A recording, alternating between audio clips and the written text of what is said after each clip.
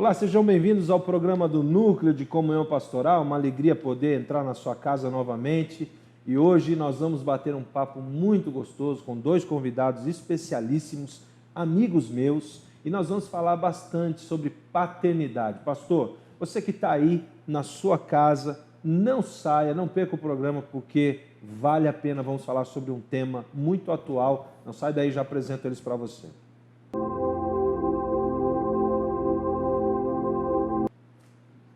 Eu estou falando então de pastor Genésio de Oliveira e Genésio de Oliveira Júnior?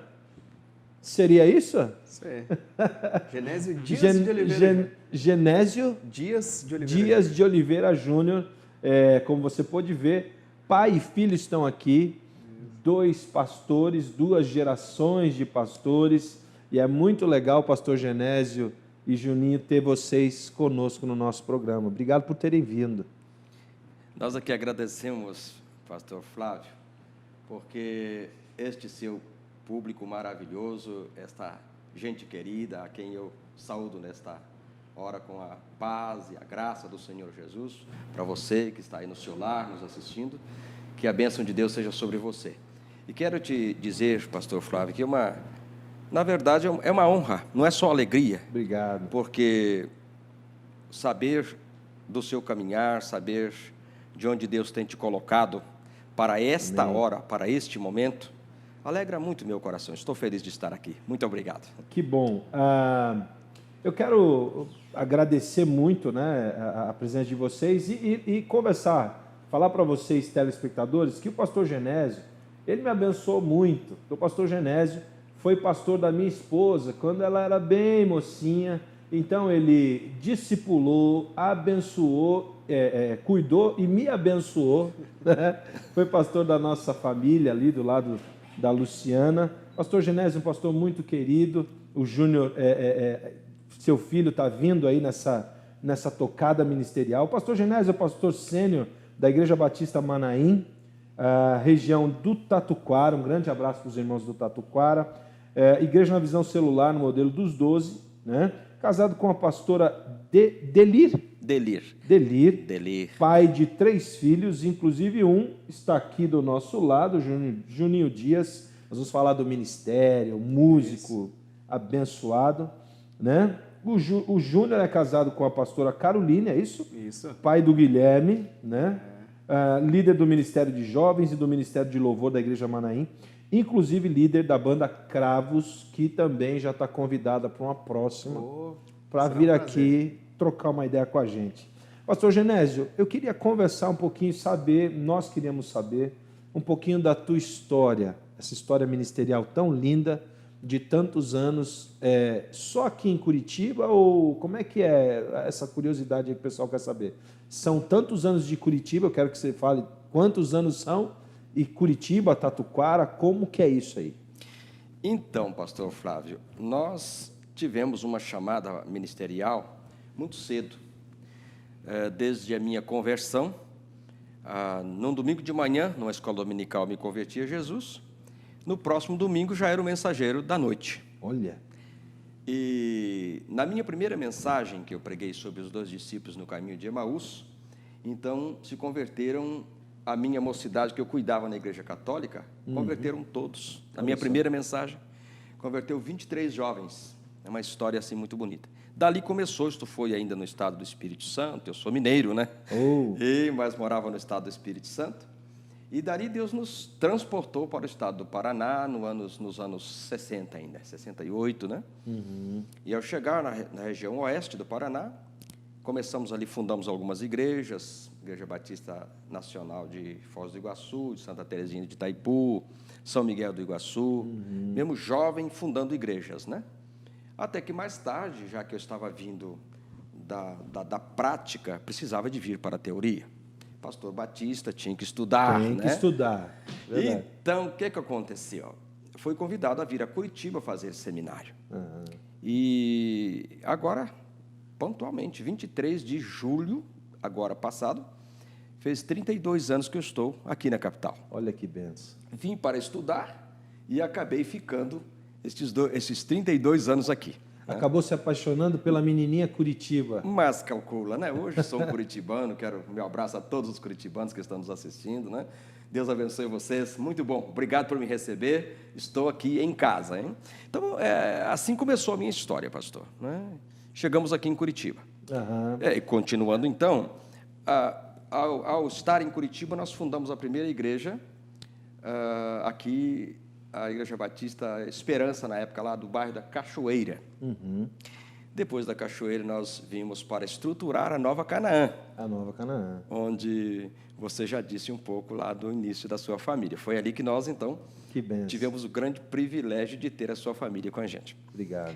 E da Canaã, nós fomos restaurar a Igreja Batista do Novo Mundo. Da Igreja Batista do Novo Mundo, nós fomos fundar a Igreja Batista Nova Vida do bairro Boa Vista. E do bairro Boa Vista, nós viemos para morar no Xaxim novamente. E do Xaxim, Deus nos enviou para Tatuquara, onde estamos hoje. Que coisa boa, pastor. E no total, são quantos anos de ministério? De oficializado, 33 anos. 33 anos de oficializado já com ordenação, né? Olha só, que benção. A gente tem o privilégio também de receber o Júnior, que é seu filho. E eu queria te falar, eu queria que o pastor conversasse um pouquinho sobre essa questão que eu diria que é uma preocupação do pastor, a parte de sucessão ministerial, né? O pastor hoje tem algumas igrejas que está pastoreando, presidindo, abrindo igreja. Agora, a gente sabe que fazer um sucessor é muito complicado. Fala um pouquinho sobre isso, né? Um pouquinho do que o Júnior tem representado e como que você está conseguindo esse êxito aí de formar um sucessor. Então, só temos que agradecer a Deus. Minhas primeiras filhas foram gêmeas, né? Elise e Elizabeth, quem manda um abraço a todos eles. Meu genro, pastor Luiz Carlos Knapp, enviaram um abraço a ele também. Anselmo, enfim, nossos filhos e netos. E, falando nisso, inclusive, vou casar a minha primeira neta agora, esse ano que vem já, viu? Olha, já. Que privilégio. A Emily. Então, o Júnior, ele veio por um pedido mesmo que eu e minha esposa estávamos fazendo a Deus, porque minhas filhas já estavam com 9 aninhos, cada uma delas, e nós então precisávamos de ter um filho, o homem, o varão. Né? O varão. E eu orei ao Senhor e busquei a Deus dizendo, Deus, eu quero um filho, homem. Exatamente pensando nisso, porque se o Senhor me chamou para a obra, eu quero que o Senhor me dê alguém que possa me acompanhar, né? Que lá nos finais, aí fica nas suas mãos o que o Senhor vai fazer, né? De fato, eu tinha tanta certeza disto, que tudo a gente nos preparos, e nasceu o filho homem, graças a Deus, né? Ainda lá em Foz do Iguaçu. E, inclusive, o médico, que nem cristão era, na hora que o Juninho nasceu, ele disse, olha, está aqui um pastorzinho, ele disse, olha, né? Profetizou já lá.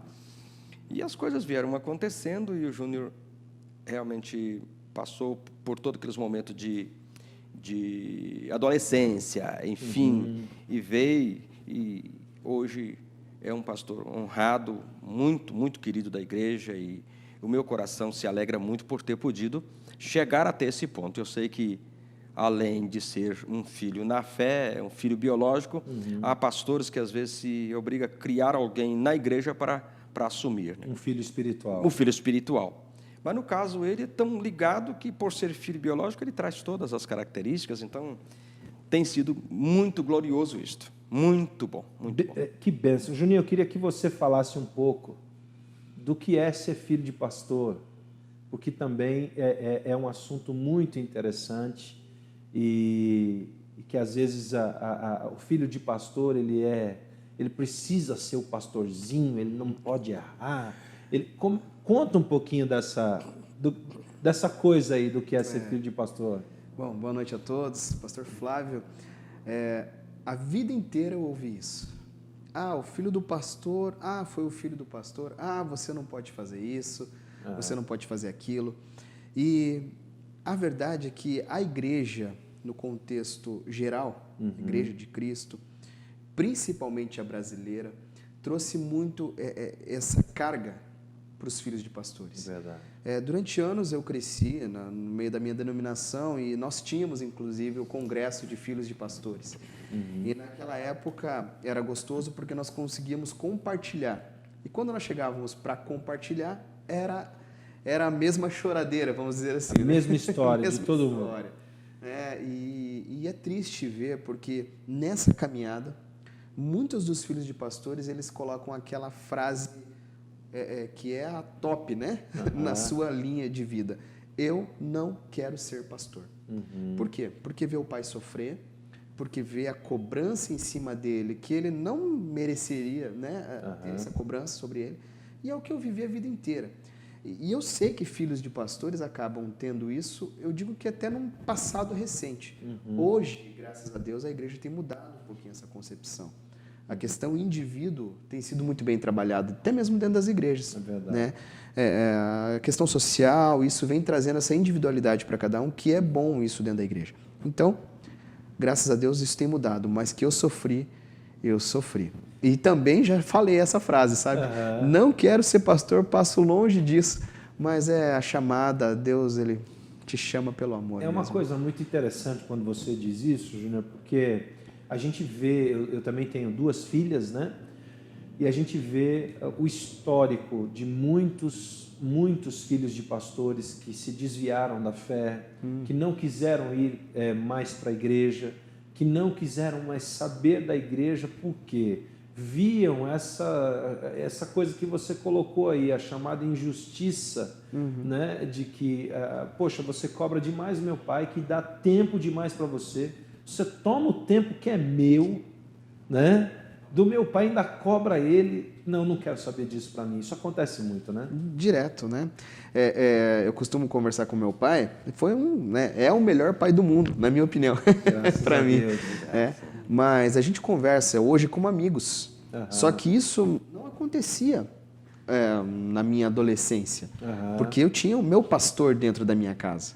Claro. Isso havia uma complicação na minha cabeça adolescente. Isso não entrava muito. Entendi. Puxa, é meu pai, eu tenho que falar com ele como pai. Não, mas você tem que respeitar porque ele é teu pastor.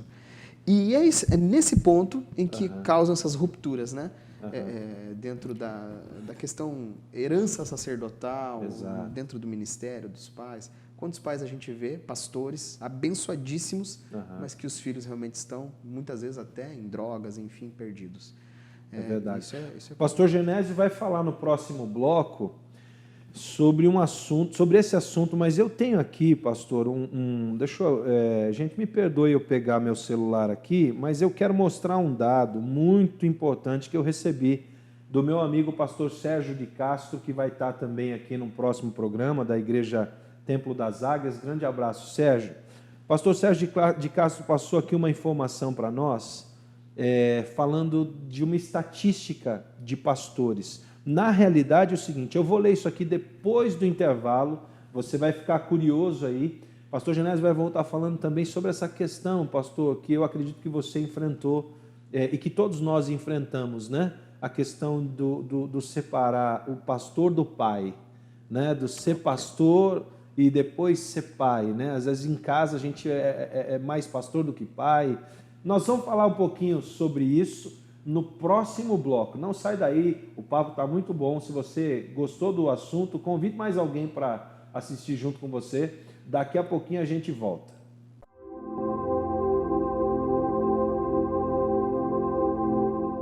Olá, estamos de volta com o programa do Núcleo de Comunhão Pastoral. Eu estou aqui com 2 amigos, pai e filho, falando sobre um assunto extremamente importante, sobre paternidade, sobre o relacionamento do filho de pastor com o pastor, também sobre sucessão. A gente não sabe se vai conseguir esgotar tudo, mas vamos conversar. Antes de voltar para o papo, eu quero lembrar você, pastor que está em Curitiba ou região metropolitana, que toda primeira terça-feira de cada mês, nós temos os nossos cafés de comunhão. Está aparecendo aí na tela nosso site e você é o nosso convidado, pastor. Participe conosco, vai ser uma alegria poder recebê-lo nos nossos cafés de comunhão.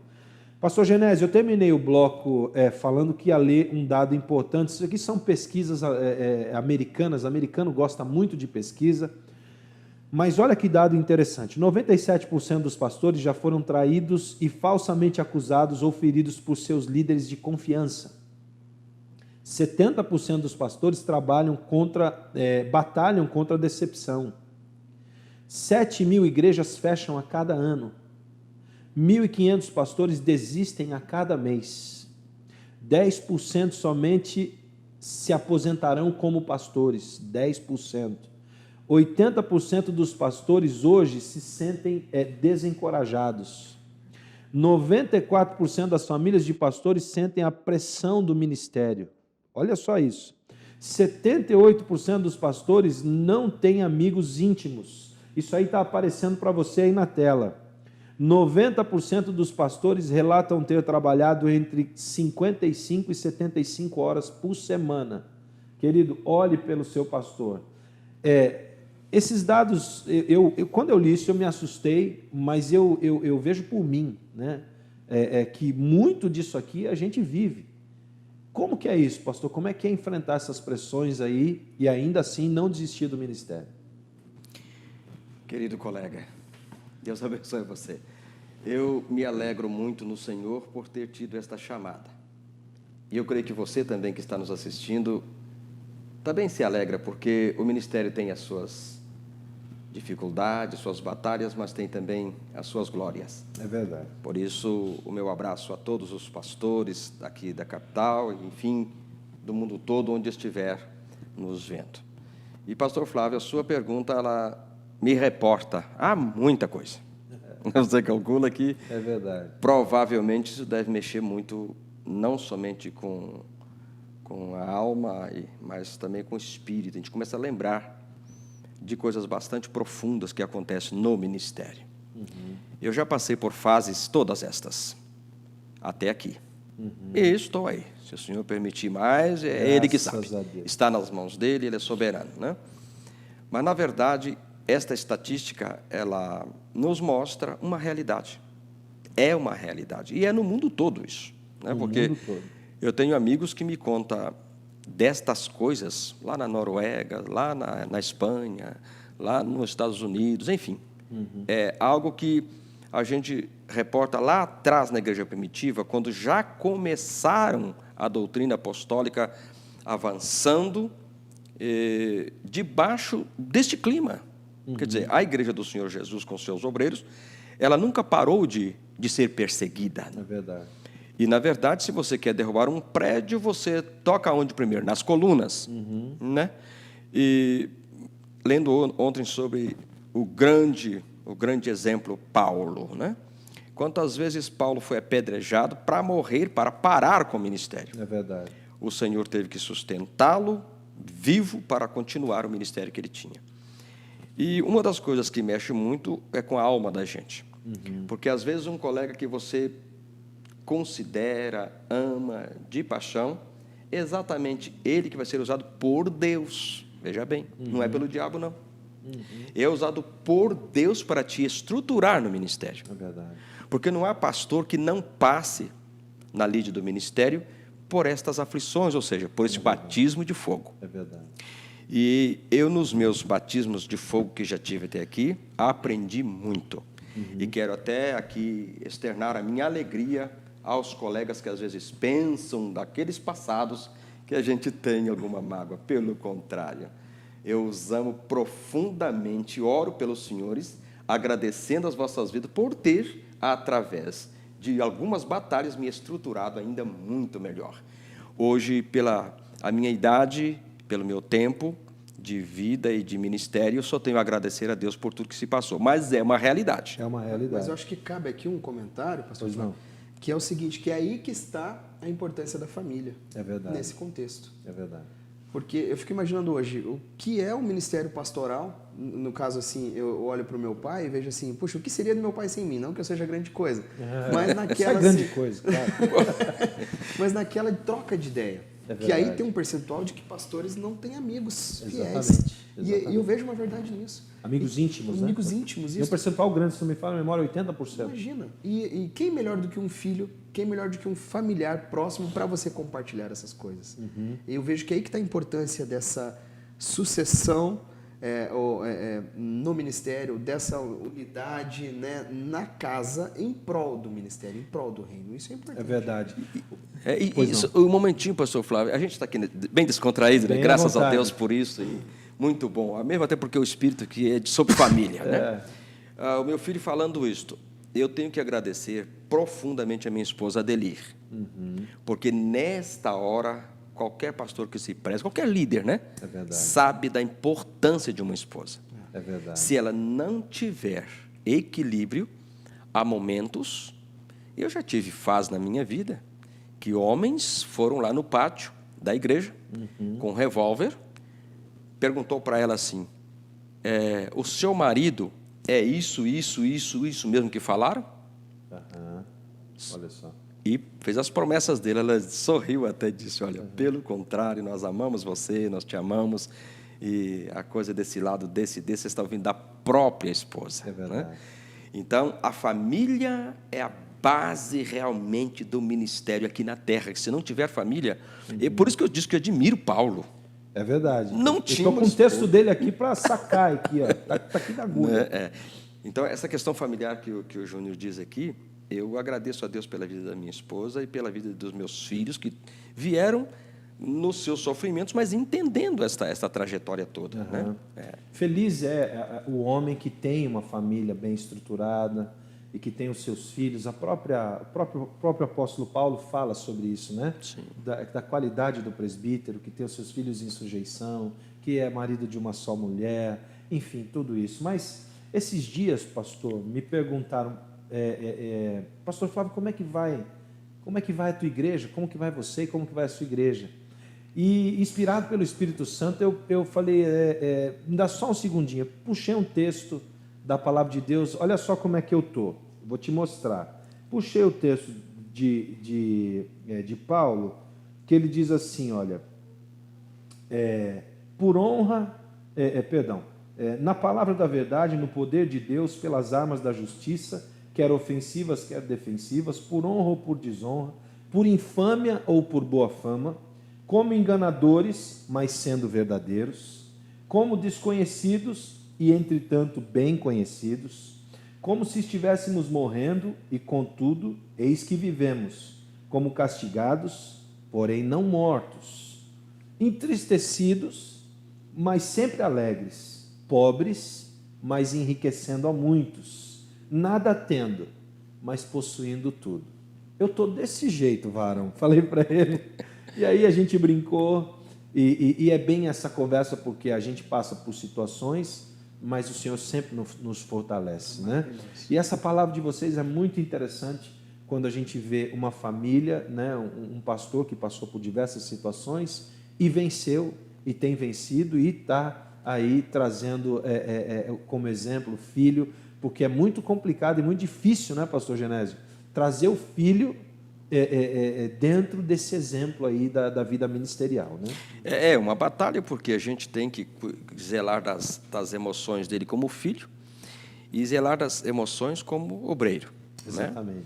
Então, mas Deus tem nos dado graça e as coisas estão caminhando para a glorificação do Senhor, inclusive para muita alegria nossa. Eu estou vivendo um tempo, pastor Flávio, do meu ministério, que, na verdade, eu nunca, por mais que tivemos bastante alegria no passado, sucesso que tivemos, eu agradeço a Deus, e, enfim, as minhas épocas passadas, mas Deus tem sido muito misericordioso com a gente, né? Este momento meu tem sido um momento muito importante. Graças a Deus. Frutificando, como diz lá o Salmo 92, né? Que ainda dá fruto na velhice. Frutificando na velhice. Na velhice. Então, eu me alegro muito porque estou aqui com um espírito jovem, renovado, Aleluia. Não penso em morte, só penso em vida, Amém. Pregando a vida em Jesus, né? E sempre falo com o meu querido pastor Mauro, né? Mauro Ramos, está aqui com a gente, né? Deus te abençoe, Mauro. Sempre falo para ele que se eu puder servir de inspiração na questão de juventude, olhe para cá. É isso Cabelinhos vai branqueando, mas o coração e a mente está aí, filho. Ainda que o homem exterior envelheça, o interior, contudo, se renova de dia em dia, o que o nosso amigo Paulo fala. Eu queria ouvir um pouquinho, Juninho, do seu ministério, né? como que está hoje? Porque eu sei que você é vice-presidente aí da estrutura toda, mas você também tem a parte musical bastante interessante com a banda Cravos, né? Tem. Conta um pouquinho para nós. Que, inclusive, em virtude do pastoreio, eu tive que dar uma segurada. Dá uma seguradinha. Mas, comentando com os meus amigos, Marlon, Lolinho, um abraço para vocês, há aquela saudade, né, de retorno. Então, estamos marcando alguma coisa aí para retornar agora Bacana. nesse ano, né, juntos. E tivemos essa parada justamente por causa do ministério pastoral. Mas a música, sabe, me dá aquela motivação. Porque música música, quando né? não tem, né? Eu costumo falar para minha esposa, até para tomar banho eu tenho que estar ouvindo música, senão não vai. É verdade. E é o que nos motiva, assim, também na questão de ganhar vidas. Porque eu vejo que é uma ferramenta muito fácil, muito boa de se usar na questão de conquista de vidas, né? É verdade. As pessoas vêm muito fácil através da música.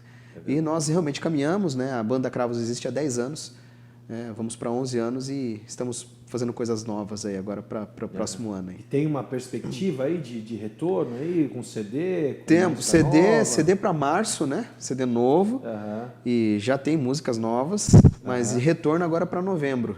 Legal. E aí preparando já Novembro de 2015, março 2015, de março de 2016 já 2016. tem o CDzinho novo aí. Show de bola. Gente, infelizmente nós já estamos acabando o nosso horário do programa, porque papo gostoso passa muito rápido. Né? E graças a Deus nossos programas têm sido assim. Pastor Genésio e Pastor Júnior, eu quero já agradecer vocês por terem vindo. Nós vamos marcar uma outra entrevista para continuar esse assunto, porque a gente mexeu em tanta coisa aqui que se for falar em tudo, 2 horas de programa é pouco. Pastor Genésio, muito obrigado por ter vindo. Alegria recebê-lo. Alegria minha, pastor Flávio, e a todos os nossos telespectadores, o meu abraço. E muito obrigado por tudo. Deus Juninho. abençoe.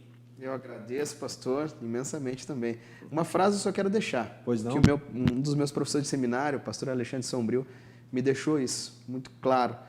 O sucesso do meu ministério é o sucesso dos meus sucessores. Amém. Só vou ter sucesso na minha vida ministerial com Deus se os meus sucessores forem bem também. É verdade. Isso é uma grande realidade que a gente pode ver na vida de Eliseu, na vida de Timóteo, né? Com certeza. E tantos outros. Muito obrigado.